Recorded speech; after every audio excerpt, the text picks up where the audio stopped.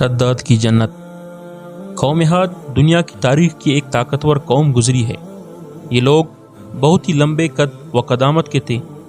اپنی طاقت کے بلبوتے سے یہ لوگ بہت جلد پورے یمن پر قابض ہو گئے۔ ان پر کئی بادشاہوں نے حکومت کی، مگر دو بادشاہ ایسے آئے جن کی حکومت حزیم اور جاہ و جلال والی تھی۔ ان میں سے ایک کا نام شدید اور دوسرے کا نام شداد تھا۔ یہ دونوں بھائی تھے اور انہوں نے اپنے زمانے میں بے شمار لشکر اور خزانے جمع کیے تھے۔ یہ دونوں بھائی ارم بن سام بن نو کی اولاد میں سے تھے۔ ان کی کل حکومت عمان، یمن، اردن اور شمالی عرب کے علاقوں پر تھی۔ جب شدید کی موت واقع ہوئی تو پوری حکومت شداد کو مل گئی۔ اس نے تمام قبائل، سردار اور بادشاہوں کو اپنا مطاع و فرمانبردار بنا لیا، اور اس طرح پورے جنوبی عرب پر اس کی حکومت ہو گئی۔ یہی وجہ تھی کہ دنیا کے دیگر ممالک کے بادشاہ اس کے باج گزار ہو گئے۔ اس کے تسلط اور غلبے نے اس کو اتنا مغرور اور متکبر کر دیا کہ اس نے خدائی کا دعویٰ کر ڈالا۔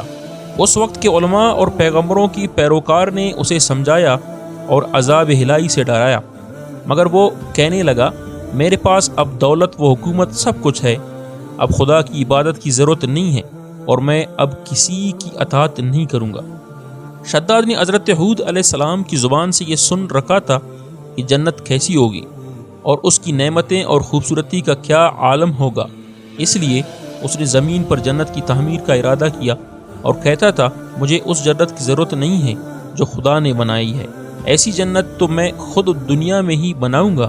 لہٰذا اس نے 100 معتبر افراد کو جمع کیا اور ہر ایک کو 1000 آدمیوں پر مقرر کیا، اور پورے دنیا کے ماہرین کو اردن آنے کی دعوت دی۔ اس نے اپنے بانجے زاق کو، جو ایران کا بادشاہ تھا، پیغام بھیجا کہ جتنا سونا چاندی تمہارے پاس جمع ہے وہ فوراً میرے پاس بھیج دو۔ زاق نے ایسا ہی کیا۔ اس نے تمام حکمرانوں اور سرداروں کو یہ حکم دیا کہ سونے چاندی کے کانوں سے اینٹیں بنوا کر بھیجیں، اور کوہ ہدن کے متصل ایک مربع شہر جو 10 کوس چوڑا اور 10 کوس لمبا ہو بنانے کا حکم دیا۔ اس کی بنیادیں اتنی گہری کھدوائیں کہ پانی کے قریب پہنچا دیں۔ پھر ان بنیادوں کو سنگ سلیمانی سے بروا دیا۔ جب بنیادیں بر کر زمین کے برابر ہو گئیں تو اس پر سونے چاندی کی دیواریں چنوائی گئیں۔ ان دیواروں کی بلندی اس زمانے کے گز کے حساب سے 100 گز مقرر کی گئی۔ جب سورج نکلتا تو اس کی چمک سے دیواروں پر نگاہ نہیں ٹھہرتی تھی۔ یوں شہر کی 4 دیواری بنائی گئی۔ اس کے بعد 4 دیواری کے اندر 1000 محل تعمیر کیے گئے۔ ہر محل 1000 ستونوں والا تھا، اور ہر ستون جوہرات سے جڑاؤ کیا ہوا تھا۔ پھر شہر کے درمیان میں ایک نہر بنوائی گئی، اور ہر محل میں اس نہر سے چھوٹی چھوٹی نہریں لے گئے۔ ہر محل میں حوض اور فوارے بنائے گئے۔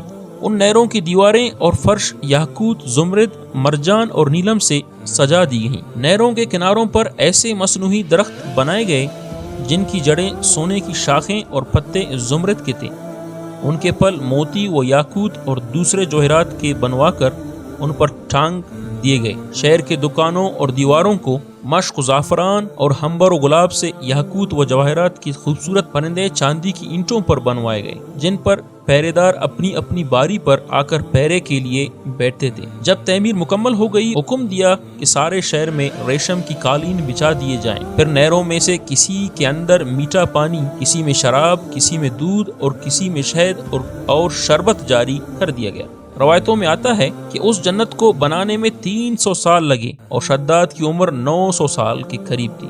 باغ کے مکمل ہونے کے بعد وہ اپنے لاؤ لشکر کے ساتھ متکبرانہ انداز میں شہر کی طرف روانہ ہوا۔ جب قریب پہنچا تو تمام شہر والے اس کے استقبال کے لیے شہر کے دروازے کے باہر آ گئے اور اس پر زر و جواہر نچاور کرنے لگے۔ ابھی اس نے گھوڑے کی رقاب سے 1 پاؤں نکال کر دروازے کی چوکٹ پر رکھا ہی تھا کہ ملک الموت نے اس کی روح قبض کر لی۔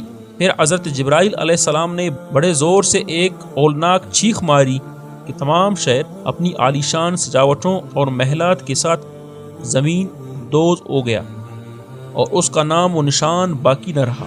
علماء و مورخین نے کتابوں میں لکھا ہے کہ بادشاہ اور اس کی لشکر کی ہلاک ہو جانے کے بعد وہ شہر بھی لوگوں کی نگاہوں سے اوجھل کر دیا گیا۔